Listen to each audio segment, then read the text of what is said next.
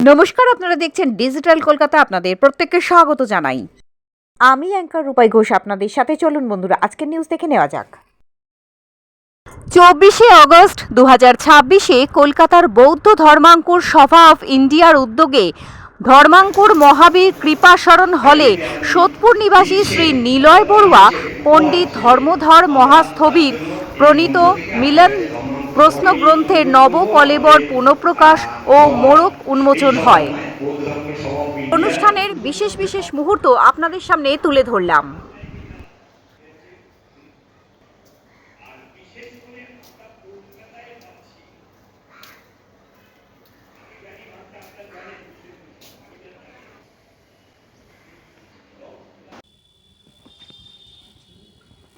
আমার নাম হচ্ছে নিলয় বড়ুয়া। আমি এই মিলিন্দ প্রশ্ন বইটা যে অনুবাদ করেছেন, বাংলায় অনুবাদ করেছেন, সেটা ছাপিয়েছি আর কি। ওটা আমার অর্থায়নে এটা ছাপানো হয়েছে বহুদিন বাদে। এটা পণ্ডিত ধর্মধর মহাস্থবিরের বাংলায় অনুবাদ।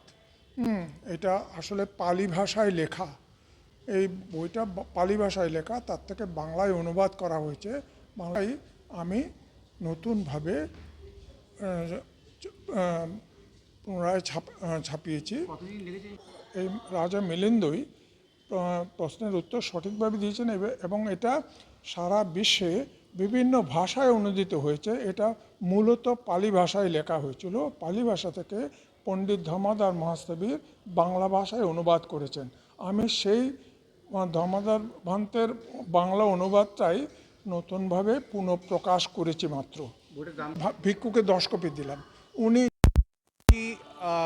শুধুমাত্র বৌদ্ধ সমাজের জন্য না, সমগ্র পৃথিবীর মানুষের কাছে তার জীবনচারণের ক্ষেত্রে নানাবিধ যে প্রশ্ন, যে সংশয়, যে ডাউটসগুলো মানুষের ভেতরে আসে, সেগুলো নিয়ে নানান ধরনের বৌদ্ধ দর্শনের প্রেক্ষিতে আলোচিত হয়েছে।